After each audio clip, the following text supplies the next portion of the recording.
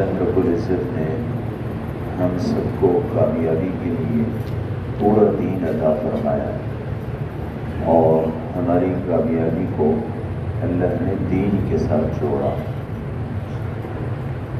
زندگی میں دین کا ہونا یہ انسان کی کامیابی کی علامت ہے، اور زندگی میں دین کا نہ ہونا یا اللہ کے احکامات کو توڑنا یہ سبب ہے دنیا اور آخرت میں ناکامی کا۔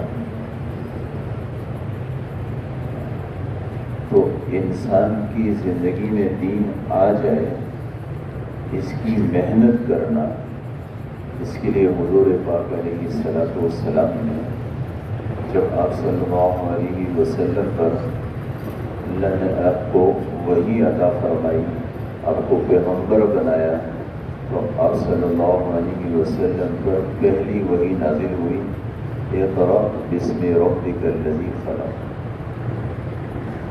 اور اس کے بعد کچھ فترت وحی کا زمانہ ہے، اس کے بعد حضور پاک علیہ الصلوۃ والسلام پر دوسری وحی نازل ہوئی، یا ایھا المدثر قم فانذر وربک فکبر۔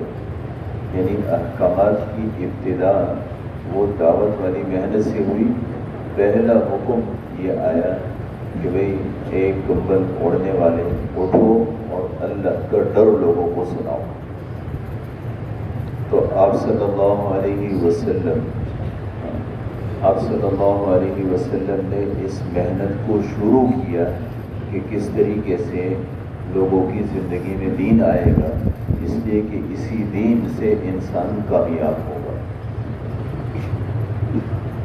اب اس کے لیے حضور پاک علیہ الصلوۃ والسلام مکے کے اندر رہ کر بھی محنت کیا کرتے تھے، اور مکے میں بھی ایک ایک آدمی پر محنت کرنا، اور اس طریقے سے یعنی مکہ سے جو باہر والے ہیں ان پر محنت کرنا۔ اس کے لیے حضور پاک علیہ الصلوۃ والسلام نے طائف کا سفر فرمایا۔ ہم جب طائف جا رہے تھے تو سوچ رہے تھے کہ آج ہم گاڑی میں جا رہے ہیں، ایئر کنڈیشن گاڑی ہے۔ حضور پاک علیہ الصلوۃ والسلام اتنی مکہ کی سخت گرمی، اس میں ان پہاڑوں کا سفر، اور حضور پاک علیہ الصلوۃ والسلام نے کیسے کیا ہوگا۔ پھر دوسری بات یہ ہے کہ ان پہاڑوں کے سفر کے بعد بھی آگے کوئی استقبال نہیں تھا۔ ایسے نہیں تھا کہ جہاں تشکیل ہوئی ہے تو وہاں بھی پہلے سے استقبال ہو، اور پہلے سے لوگ جو ہے نا وہ کام سے متعارف ہوں اور ہمارا اکرام ہو۔ جیسے آج ہمارا ایک مثال بن گیا ہے، اگر ہم سے روزے کی بھی تشکیل لیتے ہیں تو اس سے پہلے جو ہے نا وہ تشکیل والوں کے پاس جاتے ہیں کہ بھئی اچھا وہاں پرانے ساتھی کتنے ہیں، اور کوئی مسجد کیسی ہے، اس میں سہولتیں ہیں کہ نہیں ہیں۔ یہ الفاظ حضور پاک علیہ الصلوۃ والسلام کی دعوت میں نہیں تھے۔ حضور صلی اللہ علیہ وسلم کی تشکیل کام کو سامنے رکھ کر ہوتی تھی۔ جہاں کام کی ضرورت، جہاں کام کا فائدہ، جہاں سے کام کے بننے کی صورت ہے، اس کے لیے حضور پاک علیہ الصلوۃ والسلام نے پھر نہ اس کو دیکھا کہ سردی ہے، نہ اس کو دیکھا گرمی ہے، نہ اس کو دیکھا پہاڑ ہے یا کیا ہے۔ اللہ کے دین کو پہنچانا، اس کے لیے مشقتوں کو برداشت کرنا، اس نہج پر حضور پاک علیہ الصلوۃ والسلام نے امت کی تربیت فرمائی۔ آپ صلی اللہ علیہ وسلم طائف تشریف لے گئے۔ اب طائف کے اندر حضور پاک علیہ الصلوۃ والسلام نے بات کی، سرداروں سے بھی بات کی، یعنی خواص سے بھی بات ہوئی، اس طریقے سے عمومی لوگوں سے بھی بات ہوئی۔ آپ خود سوچیں کہ جب ہر طرف سے بات کو ٹکرایا جا رہا ہے، یعنی ایک تو یہ ہے کہ بات کو نہیں مان رہے ہیں، ایک یہ ہے کہ بات کو بھی نہیں مان رہے ہیں اور اوپر سے پتھر بھی مار رہے ہیں، تو اس کے اب آپ خود سوچیں اس حال میں اگر ہمارے ساتھ ایسے ہو تو ہماری کیا صورت ہوگی۔ حضور پاک علیہ الصلوۃ والسلام مایوس نہیں۔ وہاں ایک آدمی جو نصرانی تھا وہ تو آپ پر ایمان لے آیا، آپ صلی اللہ علیہ وسلم کے ساتھ نماز پڑھی. آپ صلی اللہ علیہ وسلم کی محنت ناکام نہیں ہوئی. دوسری بات یہ ہے کہ یہ ہمارے حضرات فرماتے ہیں نا کہ بھئی آپ محنت کریں، محنت کے مکلف ہیں. آپ محنت کریں گے، اگر ظاہراً ایک جگہ آپ کو اس کی کوئی صورت بنتی ہوئی نہیں دکھائی دے گی، اللہ رب العزت اس کے اثرات کو کسی اور جگہ ڈال دیں گے. آپ کی محنت پھر بھی ضائع نہیں ہوگی. حضور پاک علیہ الصلوۃ والسلام طائف تشریف لے گئے. طائف میں بظاہر طائف والوں نے نہیں مانا. اب حضور پاک علیہ الصلوۃ والسلام واپس آ رہے ہیں، اور واپس آتے ہوئے فجر کی نماز، ان کی ایک جگہ ہے نخلہ کہتے ہیں، مکہ کے قریب ایک جگہ ہے، وہاں پر آپ صلی اللہ علیہ وسلم کی نماز آئی. تو اب وہاں فجر کی نماز، اور اس میں جو ہے وہ قرآن پاک کی تلاوت کر رہے ہیں. اب ایک جنات کی ایک جماعت تھی جو ہے وہ کہیں جا رہی تھی. آتے آتے انہوں نے قرآن پاک کی آواز سنی، آ کے ٹھہر گئے. وَإِذْ صَرَفْنَا إِلَيْكَ نَفَرًا مِنَ الْجِنِّ يَسْتَمِعُونَ الْقُرْآنَ، اور آگے جو ہے وہ قرآن پاک کی تلاوت سنی. حضور پاک علیہ الصلوۃ والسلام کے ہاتھ پر اسلام لائے، اور وَلَّوْا إِلَىٰ قَوْمِهِمْ مُنذِرِينَ، اپنے قوم کی طرف داعی بن کر چل پڑے. تو اللہ رب العزت نے یعنی جنات کے اندر، جنات سے آپ صلی اللہ علیہ وسلم کی اس کے بعد بھی کافی مرتبہ ملاقات ہوئی. آپ نے ان سے بات بھی کی، لیکن ابتداءً پہلی مرتبہ ملاقات یہاں پر ہوئی. تو اللہ رب العزت نے آپ کے گشت کے اثرات کو ضائع نہیں کیا. ہم اگر کسی بھی علاقے میں کام نہیں ہے، اس علاقے میں بھی ہمیں جانا چاہیے، اور اگر اس علاقے میں ہم نے محنت کی، اللہ رب العزت پھر ہماری محنت کو ضائع نہیں کریں گے. ممکن ہے اسی علاقے میں کام کو اللہ رب العزت شروع کرا دیں. آج تو اللہ معاف کرے کچھ ایسی ہماری صورت بن گئی ہے کہ جہاں ہمیں پتہ چلتا ہے کہ بھئی یہاں کام یا کام ہے، لیکن کچھ دور کا فاصلہ ہے. مثال کے طور پر ہم سروزے کے لیے جا رہے ہیں، شادی خیل ہے، کمل خیل ہے، اس طرف کے علاقے ہیں، لوکھاڑی ہے، چچنا وانڈا ہے، اس طرف ناگبند وغیرہ کے علاقے ہیں، اس طرف یعنی جو ہمارے، یعنی ہم وہاں سروزے کے لیے بھی نہیں جاتے. حضور پاک علیہ الصلوۃ والسلام کی محنت اس بات کی تھی کہ بھی ہر جگہ جاؤ اور اللہ کے دین کے پیغام کو لے کر جاؤ. حضور پاک علیہ الصلوۃ والسلام آپ صلی اللہ علیہ وسلم کی طائف کی گشت سے جنات کے اندر کام شروع ہوا اور جنات مسلمان ہوئے.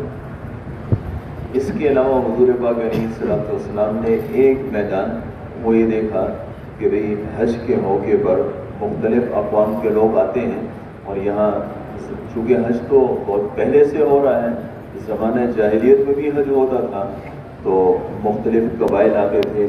حضور پاک علیہ الصلوۃ والسلام میں محنت کیا کرتے تھے. حیات الصحابہ کے اندر 18 یا 19 صفحے ہیں جس میں حضور پاک علیہ الصلوۃ والسلام کی مینا کی گشتوں کی تفصیل ہے.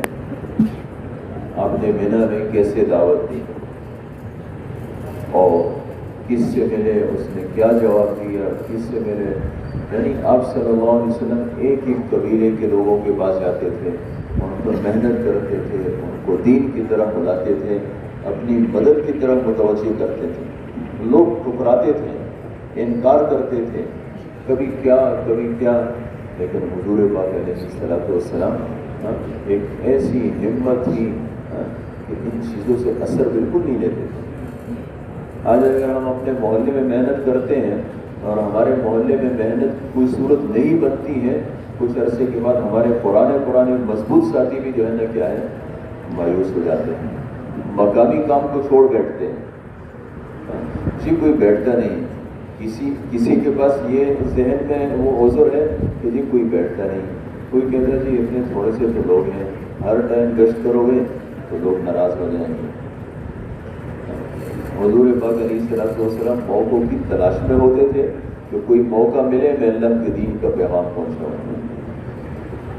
اچھا، اب یہ جہاں جو ہے وہ رمی جواہرات ہیں، شیطان کو کمریاں ماری جاتی ہیں، اسی کے ساتھ ایک جگہ تھی، یہ اس کو عقبہ کہتے تھے.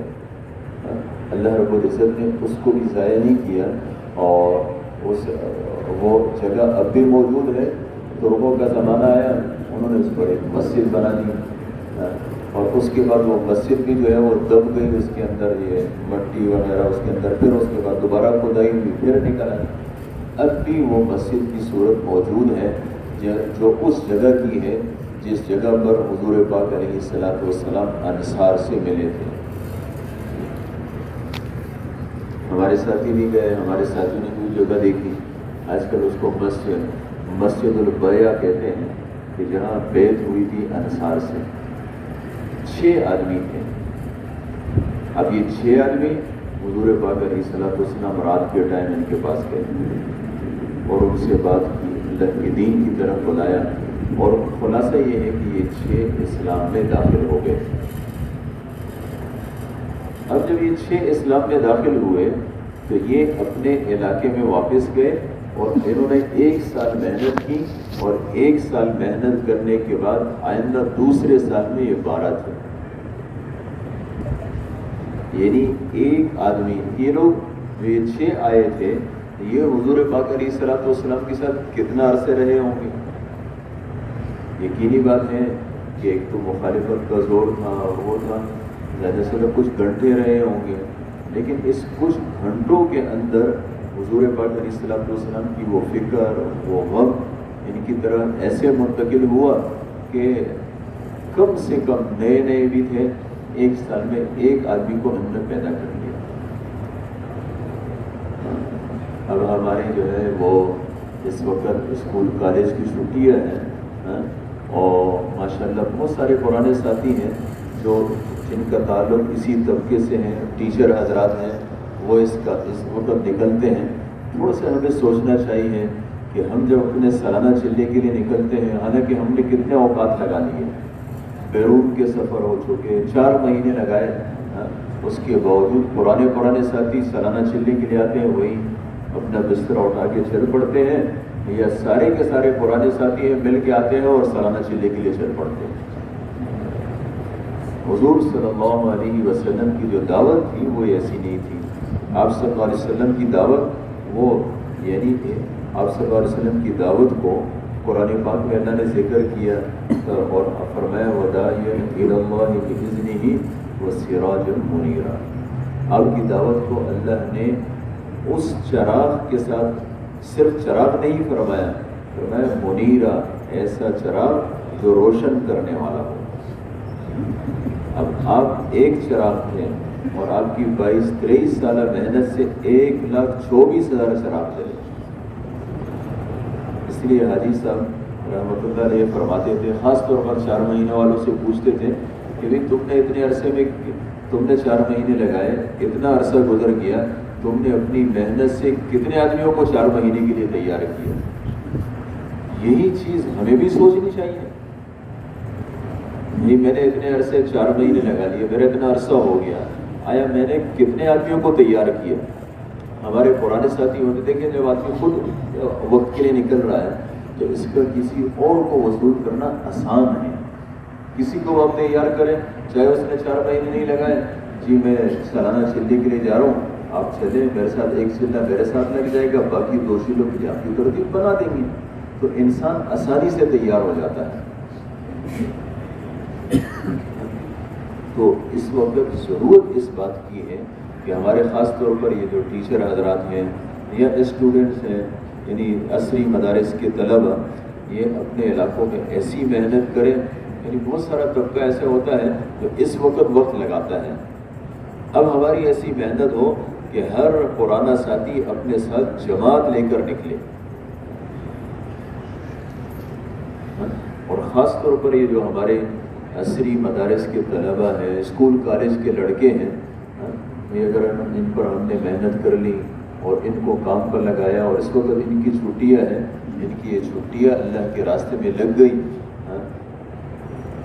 یہ ہمارے پاکستان کے اندر ایک لڑکا تھا، وہ اپنے تعلیمی سلسلے میں آیا اور یہاں آ کر کسی فیصل آباد میں ایک یونیورسٹی میں پڑھنے لگا، تو یہاں کسی نے اس پر محنت کی اور محنت کر کے اس کو سیروزہ لگوا دیا، وہ اپنے ملک میں واپس گیا، وہاں جا کے وہ اپنے علاقے کا اپنے ملک کا صدر بن گیا، وہاں تبلیغ کی جماعت کو نہیں چھوڑتے تھے۔ اس کے سامنے فائل آئی تو اس نے پوچھا کہ بھی کیوں نہیں چھوڑتے ہیں؟ انہوں نے کہا جی شروع سے یہی ترتیب ہے۔ انہوں نے کہا تو بڑے اچھے لوگ ہیں، میں نے ان کے ساتھ 3 دن لگائے، تو اس ملک کے اندر کام کی صورتیں بن گئی۔ اب وہ جس نے سیروزہ اس پر لگایا نا، اس لڑکے پر، اس کو اس ملک کے اندر کام کا اجر مل گیا۔ اگر ہم ان نوجوان لڑکوں پر محنت کریں گے اور یہ ان کو اس وقت میں ہم جن کے تعلیمی سلسلے ختم ہو گئے ان کو 4 مہینے کے لیے تیار کرنا، جن کے تعلیمی سلسلہ چل رہا ہے ان کو سالانہ چلنے کے لیے تیار کرنا، اگر ہم نے یہ کر لیا تو یہ ساری زندگی جس محکمے میں جائیں گے اس میں یہ دین کے آنے کا سبب بنیں گے، اس کو اجر ملے گا جس نے اس پر محنت کی ہو۔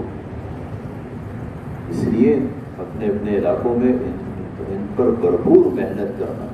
حضور پاک علیہ الصلوۃ والسلام نے 6 پر محنت کی، یہ 6 گئے اور اس کے بعد جو ہے واپس آئے تو اگلے سال تو 12 تھے، اور ان 12 نے حضور پاک علیہ الصلوۃ والسلام کے سامنے ایک تقاضا رکھا۔ انہوں نے کہا یا رسول اللہ، آپ کے ساتھ جو چلنے والے ساتھی ہیں ان میں سے کوئی ایک ساتھی ہمارے ساتھ بھیج دیا جائے اور وہ جا کے ہمارے علاقے میں محنت کریں، مدینہ کے اندر محنت کریں۔ حضور پاک علیہ الصلوۃ والسلام نے مصعب بن عمیر رضی اللہ عنہ کی تشکیل کی۔ ایک کتاب ہے سیرت النبی، اس کے اندر لکھا ہے کہ مصعب بن عمیر رضی اللہ عنہ یہ مدینہ کے ہر گھر پر روزانہ گشت کیا کرتے تھے۔ اب آپ خود سوچیں، جب یہ تو دیکھیں نا، یہ اس سے بھی یہ بات سمجھ میں آتی ہے جو ہمارے ذہنوں میں ہے وہ غلط ہے کہ ہم کہتے ہیں کہ ایک آدمی سے روزانہ ہم کیسے ملیں؟ ہم کئی آدمیوں سے دنیا کے سلسلے میں روزانہ ملتے ہیں، نہ وہ محسوس کرتا ہے نہ ہم محسوس کرتے ہیں۔ یہاں پر آ کر شیطان ہمیں پٹی پڑھاتا ہے کہ یار یہی لوگ ہیں، بار بار ملاقات کریں گے ناراض رہے۔ بھائی جب تک ہم ایک آدمی کو اللہ کے راستے میں نہیں نکالتے ہیں، بار بار اس سے ملاقات کرنی چاہیے، بار بار اس کو دعوت دینی چاہیے، بار بار اس کا اکرام کرنا چاہیے۔ یہ اللہ کے راستے میں نکل جائے، اس کے اندر استعداد پیدا ہو جائے اور اس کے بعد یہ اتنا ہو کہ یہ اوروں کو تیار کرنے والا بنے۔ تو حضور پاک علیہ الصلوۃ والسلام نے مصعب بن عمیر رضی اللہ عنہ کی تشکیل کی۔ مصعب بن عمیر کون تھے؟ وہ حضور پاک علیہ الصلوۃ والسلام کی تربیت یافتہ تھے۔ ہم روزانہ گشت کر رہے ہیں، روزانہ مل رہے ہیں، تو وہاں پہلے سالوں میں تو 6 سے 12 ہوئے تھے۔ جب 1 سال مسلسل محنت ہوئی تو مدینہ تھا، مدینہ کے اطراف میں بھی ایسے کوئی گھر نہ رہا جس کے اندر اسلام نہ پہنچا ہو۔ اور اس زمانے کا اسلام ایسے اسلام تھا کہ جو آدمی اسلام میں داخل ہوتا تھا وہ 100% اسلام میں داخل ہوتا تھا۔ 100% اللہ کے جو احکامات نازل ہو چکے تھے وہ 100% اس کی زندگی میں ہوتے تھے۔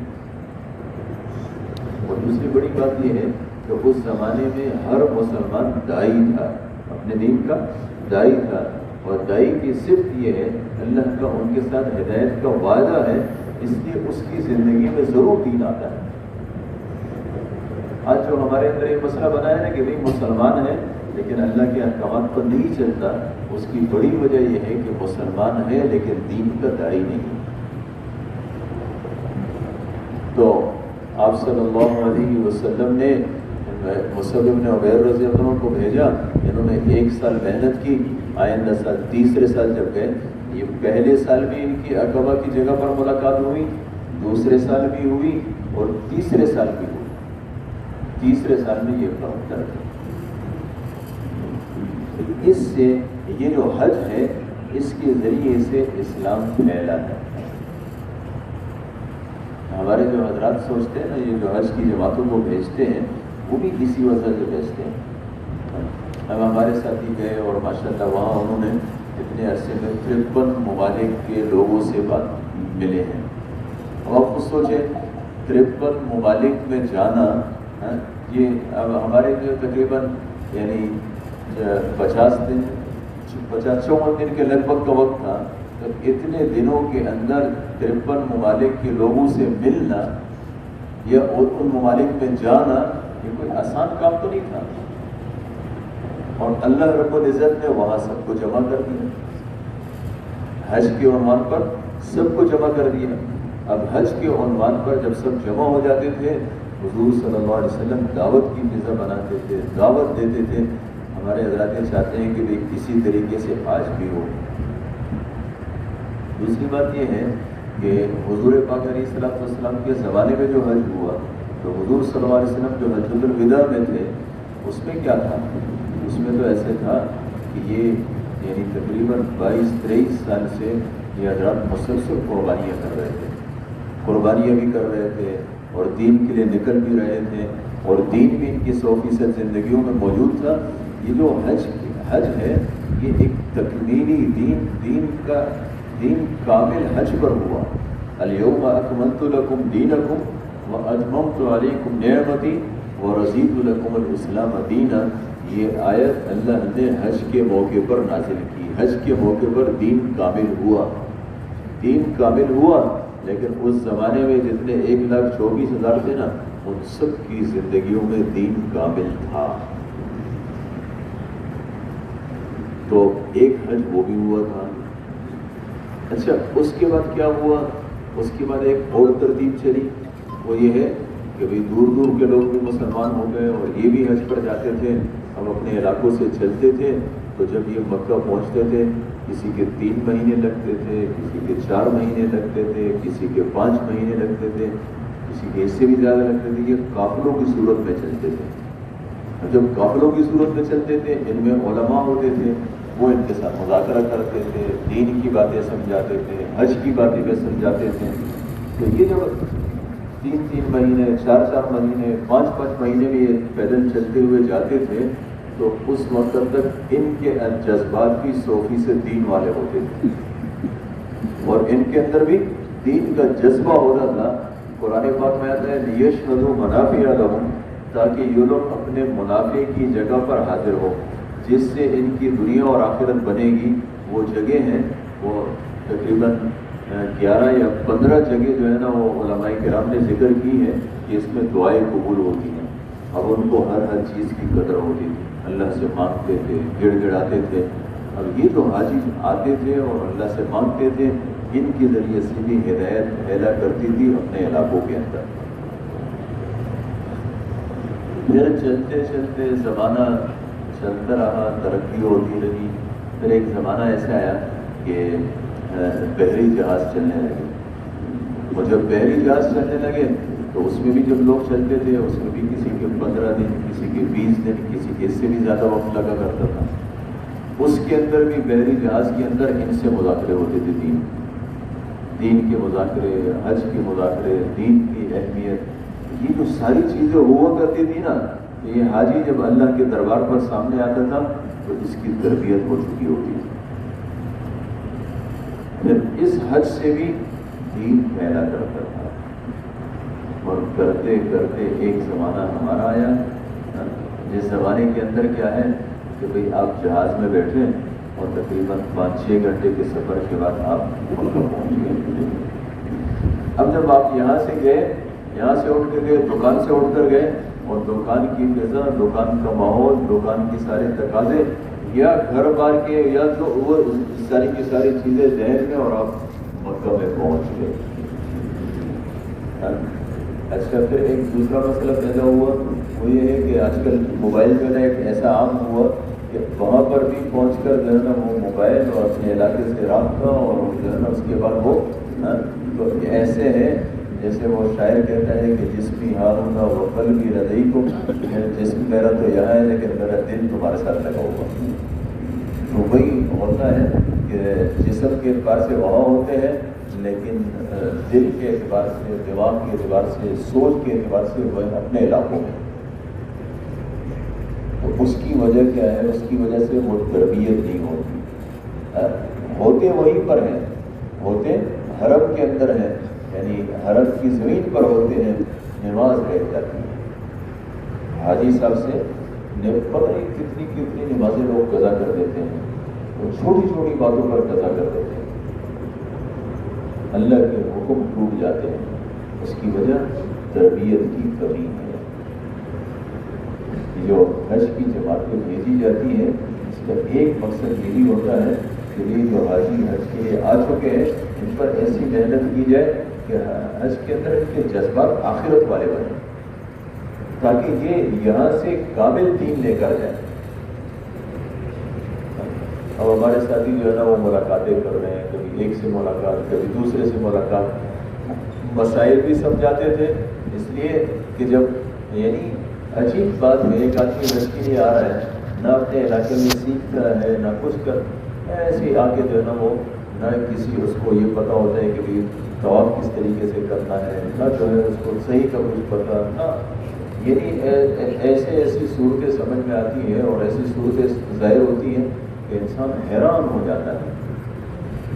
तो उन हाजियों पर मेहनत करना कि भाई आपने यूँ किया, ये गलत है, यूँ करो, इसलिए ये हज है और हज के अंदर जब आप बंदी करेंगे तो उसमें दम भी आता है, और जब दम आता है तो उससे दम भी निकलता है। यानी उसमें क्या होता है कि पैसे की कुर्बानी देनी पड़ती है, वो कुर्बानी भी नहीं देते हैं, बजाय इसके कि हज से इसको फ़ायदा हो और अपना नुकसान करके आ जाते हैं। इसलिए हाजियों पर या ये हमारे हज़रात भी फरमाते हैं ना, जैसे ही जो है हज के दाखिले शुरू हो जाते हैं, बार बार यहाँ तकाज़ा चलता है, वो इस बात का चलता है कि जिन्होंने हज के इरादे कर लिए हैं, जिन्होंने दाखिले कर लिए हैं, इन पर ऐसी मेहनत की जाए कि जाने से पहले पहले वक्त लगा ले। वो में से फजूल नहीं या कोई अपनी पार्टी ज़्यादा करना नहीं, बल्कि हकीकत में इन लोगों का हज वो कीमती हज बनाना है, ऐसा हज बनाना है जिससे इनकी ज़िंदगियाँ बदले, जो हज मबरूर की निशानी है। वो जिन पर मेहनत हो जाती है और जो वक्त लगा लेते हैं, फिर वहाँ वो उनको एक एक अमल की इतनी अहमियत होती है ना कि कोई हद नहीं। वो फिर बाजारों में नहीं घूमते, वो तो अपने अपने वक्त को कीमती बनाते हैं। तो वहाँ मेहनत करना और वहाँ इन पर मुलाकात, अब जिन पर मेहनत नहीं हुई और वहाँ आकर पहुँच गए, इन पर अब मेहनत कौन करे। इसके लिए हमारे हज़रात ये भी फरमाते हैं कि भाई हज की जमात भी जाए, जो हमारे पुराने साथी जाते हैं ये भी अपने आपस में जमातें बनाए और जाके वहाँ हाजियों पर मेहनत करें। ये थोड़ा यानी ये जो बैतुल्लाह है, ये क्या है, अल्लाह ने कुरान पाक में फरमाया, ये हिदायत है आलम के लिए। यानी क्या मतलब, यहाँ से हिदायत फैलती है, तो जो हाजी जाएंगे और जिस फिक्र से हज करेंगे, इसकी इन्हीं फिक्रों का असर पूरे आलम पर पड़ेगा। अल्लाह ने इसमें बरकत रखी है और अल्लाह ने इसको एक ऐसा वो बनाया है जिससे सारे आलम में हिदायत आ सकती है। अब इन हाजियों पर मेहनत करना कितना ज़रूरी है, अब इसके लिए हमारे साथी जाते थे और उन पर मेहनत करते थे, उनको दावत देते थे, फिर उसके बाद उनको तैयार करते थे औकात लगाने के लिए। चलो भाई आपने पहले वक्त नहीं लगाया, जाके वक्त लगा लेना। जो तैयार हो जाते थे उसे कहते थे देखो अल्लाह के घर के सामने बैठ के तुमने वादा कर लिया कि इंशाल्लाह मैं जाते ही 4 महीने लगाऊंगा, जाते हुए भूल न जाना। यहाँ पैगम्बर के यानी मदीना में आए हो, यहाँ मदीना वाले के गम को भी लेकर जाओ। मदीने वाले का गम क्या था, हुजूर पाक अलैहिस्सलाम ने वो क्या मेहनत की, यानी ऐसी मेहनत की। आप सल्लल्लाहु अलैहि वसल्लम ने जो सहाबा की जो तरबियत की थी, वो इस तरीके से की थी कि उन्हीं की तरबियत की वजह से सारे आलम में फिरे।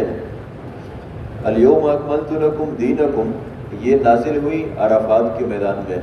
इसके बाद हुजूर पाक अलैहिस्सलाम यौमुन नहर में फिर दूसरा जो खुतबा दिया, उसमें आप सल्लल्लाहु अलैहि वसल्लम ने फरमाया कि क्या मैंने तुम्हें दीन पहुँचा दिया? तो सारे ने कहा कि जी बिल्कुल पहुँचा दिया। अच्छा, फिर फरमाया अल्लाह तू गवाह है। इसके बाद आप सल्लल्लाहु अलैहि वसल्लम ने वसीयत फरमाई, अला फलयुबल्लिग शाहिदुन मिनकुमुल गायब, भाई कान खोल के सुन लो कि अब हाजरीन के ज़िम्मे है गायबीन तक अल्लाह का दीन पहुँचाना। یہ حضور پاک علیہ السلام کی وصیت تھی۔ تو ہم اپنے ماں باپ کی وصیتوں کو یاد رکھتے ہیں اور کتنا اہتمام کرتے ہیں، اور بار بار کہتے ہیں کہ میرے باپ نے مجھے یہ وصیت کی تھی اور میں جو ہے نا اس کو پورا کروں گا، میرے باپ نے یہ کہا تھا، میرے والد نے، ہمارے پیغمبر نے ہمیں کیا وصیت کی اور ہم نے اس کے لیے کیا کیا، سوچنے کی بات ہے نا جی۔ ہمارے پیغمبر نے وصیت کی کہ بھئی دیکھو اللہ کے دین کو حاضرین کے ذمے ہے غائبین تک دین کا پہنچانا۔ اب یہ جو صحابہ تھے وہ حاضرین تھے اور باقی جو ہے وہ جتنے لوگ تھے وہ غائبین تھے۔ اب صحابہ نے یہ نہیں سوچا کہ جی یہاں مثال کے طور پر کابل ہم گئے، کابل کے اندر 72 صحابہ اور تابعین کی قبریں ہیں، تو یہ قبریں کیوں بنی؟ اس لیے بنی کہ وہاں کے لوگوں نے ان سے لڑے ہیں اور وہ یہاں پر شہید ہوئے ہیں، ان کی قبریں بنی ہیں۔ اگر ہمیں پتہ چل جائے کہ بھی فلاں ملک میں یا فلاں علاقے میں لوگ بات نہیں سنتے ہیں، ہم جاتے ہیں۔ ہمیں یہ بھی پتہ ہو کہ بھئی اکرام نہیں کرتے تو بھی نہیں جاتے ہیں، لیکن صحابہ کے دلوں کے اندر حضور پاک علیہ السلام کی صحبت کی وجہ سے ایک ایسا غم بھر گیا تھا کہ بس جا رہے ہیں۔ چائنا میں صحابہ کی قبریں موجود، اس طریقے سے افغانستان میں موجود، اس طریقے سے دنیا کے ہر ملک کے اندر آپ جاتے رہے وہاں صحابہ پہنچے۔ ایسے نہیں ہے، آپ خود سوچیں مکہ کے اندر اور حرم کے اندر مسجد اور بیت اللہ کے اندر ایک نماز کا کتنا اجر ہے، مسجد نبوی کے اندر کتنا اجر ہے۔ جو اجر نماز کا مسجد نبوی کے اندر ہے، جو ہے مسجد حرام کے اندر ہے، وہ دنیا کی کسی اور مسجد کے اندر نہیں ہے۔ اس کے باوجود صحابہ جا رہے ہیں، ان کو پتہ تھا کہ اس سے بھی زیادہ ضروری وہ اللہ کے راستے کی قربانیاں ہیں۔ اجعلتم سقایۃ الحاج وعمارۃ المسجد الحرام، کہ کیا تم حاجیوں کو پانی پلانا اور بیت مسجد حرام کی تعمیر کرنا یہ تم اس شخص کے برابر کرتے ہو جو اللہ اور آخرت پر ایمان لے آئے اور اللہ اور اللہ کے راستے میں جان اور مال کی قربانی دے؟ تم اگر اس کو اس کے برابر کرتے ہو، لا یستوون عند اللہ، اللہ کے ہاں یہ کبھی برابر نہیں ہو سکتے۔ جو اپنی جان کی قربانی دے رہے ہیں، مال کی قربانی دے رہے ہیں اور اللہ کے راستے میں دیر اور دور کے لیے پھر رہے ہیں، ان کے لیے تو اعظم درجۃ عند اللہ، اللہ کے ہاں اس کے بڑے درجے ہیں۔ تو اس کے لیے میرے محترم دوستوں، بھائی اور بزرگوں، ہمیں اپنے علاقوں کے اندر ایسی محنت کرنی ہے۔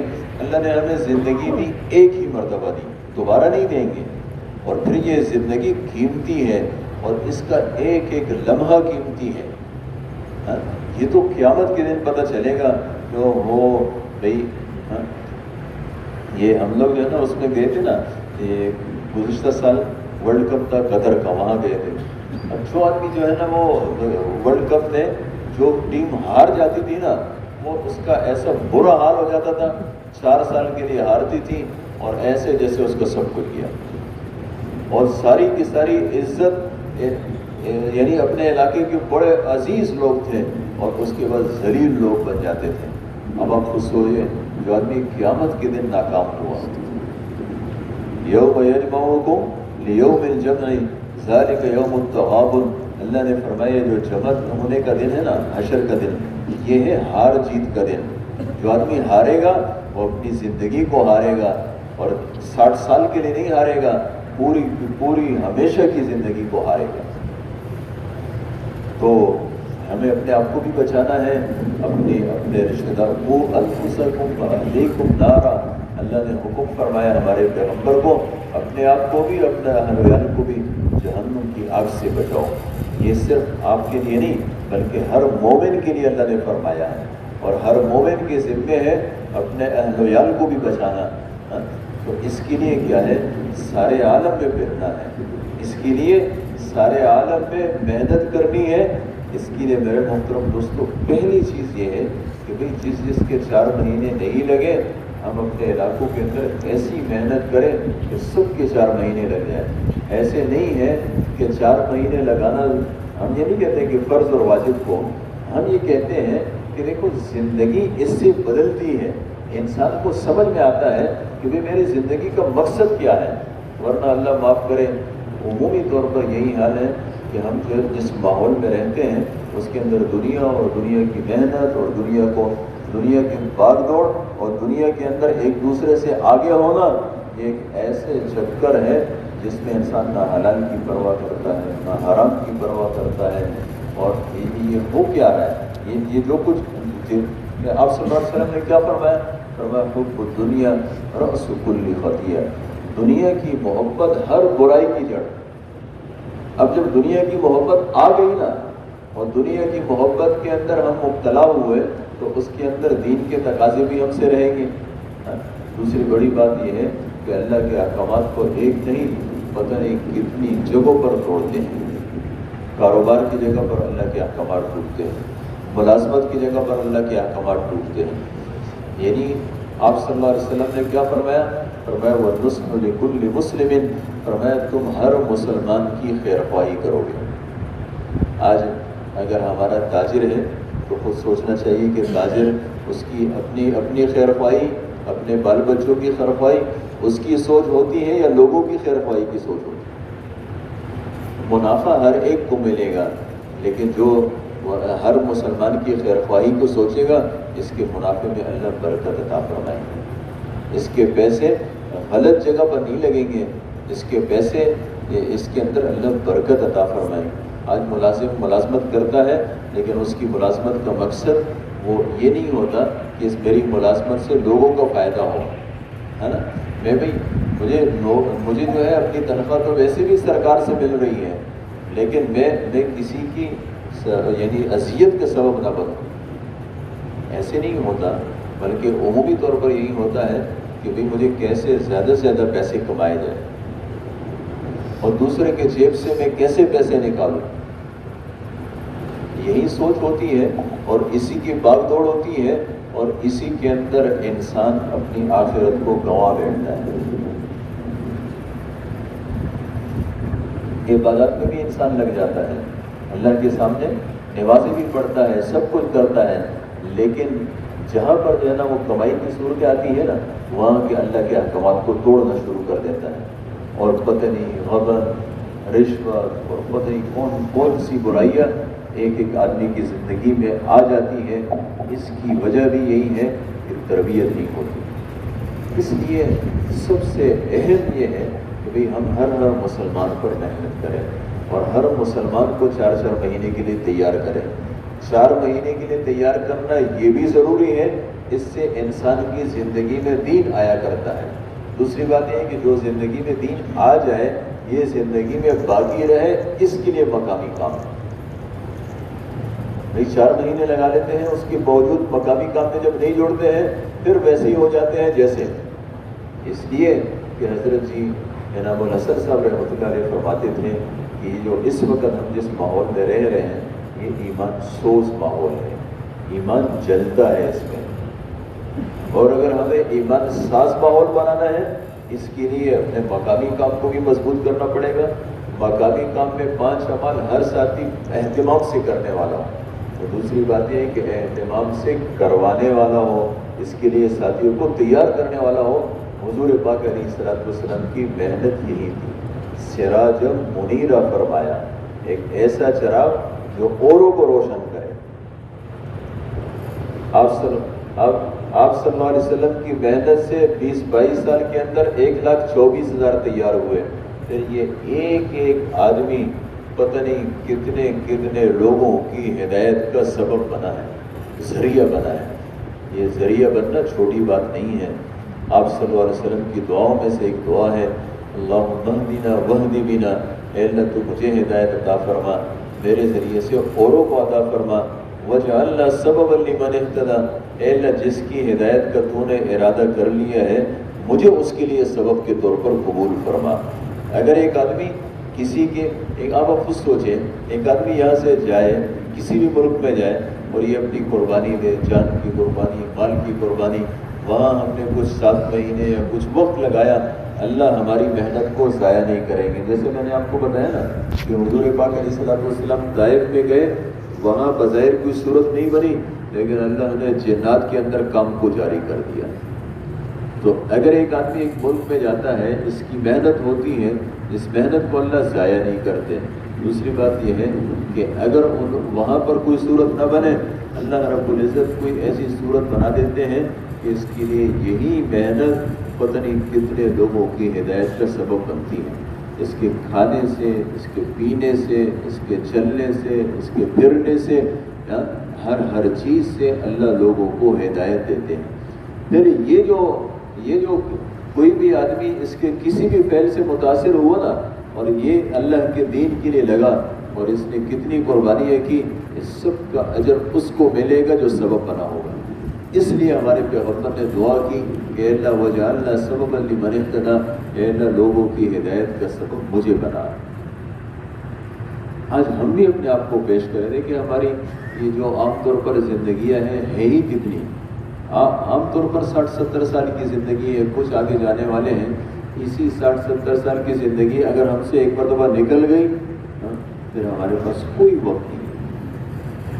ہم اپنے آپ کو ضائع نہ کریں, اپنے آپ کو ضائع نہ کریں. جس نے 4 مہینے نہیں لگائے, یہی وقت ہے 4 مہینے لگانے کا. جس نے 4 مہینے لگا لیے, وہ اپنے اوپر اللہ کا احسان سمجھے. اللہ نے احسان کیا. اور میرے محترم دوستو, بیرون کے لیے, سال کے لیے, 7 ماہ کے لیے, یہ جو ساری دنیا ہے نا, یہ ساری دنیا ہماری میدان محنت ہے. اس کے لیے اپنے علاقے میں محنت کرنی پڑے گی, اپنے ساتھیوں کو تیار کرنا پڑے گا. یہ جو ہمارا شب جمعہ میں آنا ہے وہ بھی اسی بات کے لیے آنا ہے. ایسے نہیں ہے کہ ایک روٹین ہے, بھائی جمعرات آئے گی اور پھر اس کے بعد مرکز چلے جاؤ جی, عصر کے بعد بیان ہوا, مغرب کے بعد بیان ہوا جی, رات گزاری صبح چل پڑے. نہیں, اگر اسی شب جمعہ سے ہماری زندگی بدل رہی ہے اور ہمارے دل میں غم پیدا ہو رہا ہے, تو یہ شب جمعہ قیمتی ہے. اور اگر غم نہیں پیدا ہو رہا تو اس کی بنیادی وجہ وہ ہماری دعوت میں سستی ہے.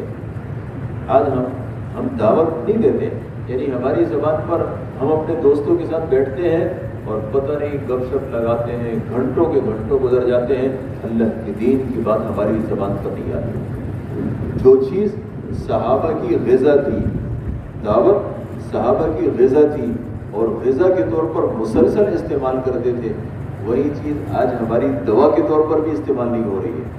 یہ جو ہمارے 5 اعمال ہیں نا, وہ دوا کے طور پر ہے. کئی ہفتے میں 1 گشت ہے, مقامی گشت ہے, بیرونی گشت ہے, صرف 2.5 گھنٹے ہیں. صحابہ 2.5 گھنٹے کے نہیں تھے, صحابہ 24 گھنٹے کے دائی تھے.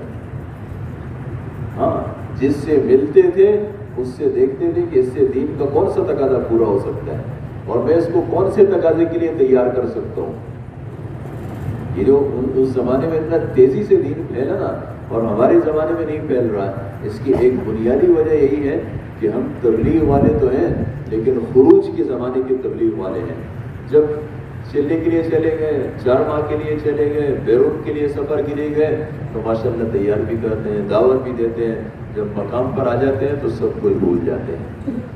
نہیں, مقام پر بھی ہم دائی ہیں, اور مقام پر بھی ایک ساتھی کو تیار کرنا یہ بڑا بہترین وقت ہے. اس میں جو ہے یہ اسکول کالج کی چھٹیاں ہیں, اور اس کے لیے ایک تو ایسی محنت ہو کہ اسکول کالج کے 100% ساتھی نکلنے والے ہوں, اوقات والے, اور دوسرا یہ کہ اکیلے نہ ہوں بلکہ اپنے ساتھ جماعتوں کو لے کر نکلیں. اس کی ہم تربیت, یعنی اس کی ہم محنت کریں. اکیلے ہمارے حضرت کیا فرماتے ہیں, فرماتے ہیں تبلیغ آنے کا نام نہیں, تبلیغ لانے کا نام ہے. ہم شب جمعہ کے لیے موٹر سائیکل پر بیٹھ جائیں اور آ جائیں, یہ نہیں, بلکہ ہم جو ہے اپنے ساتھ اپنے علاقے میں ہم نے محنت کی, شب جمعہ کے لیے آ رہے ہیں تو بھئی اپنے پوری مسجد کی جماعت کو لے کر آ رہے ہیں. ہم چلے اور 4 مہینے کے لیے نکل رہے ہیں. ایسے نہیں ہے کہ بھئی سالانہ چلنا ہے جی چلو بستر اٹھایا چل پڑے. نہیں, اپنے علاقے میں محنت کرنا اور اپنے ساتھ بھرپور ساتھیوں کو لے کر آنا.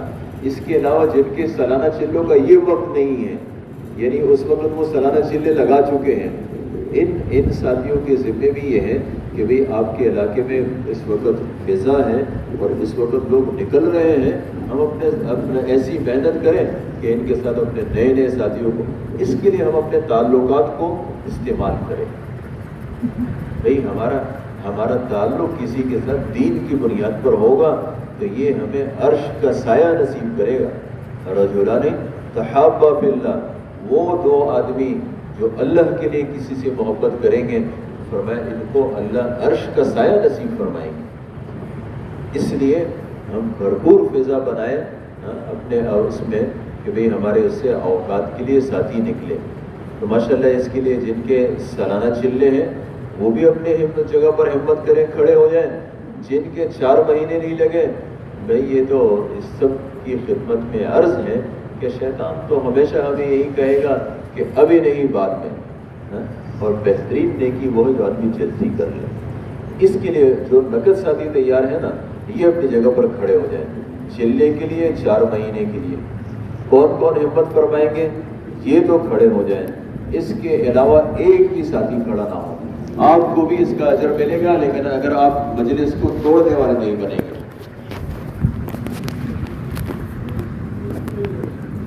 جی بھائی، اور کون ہوں گے؟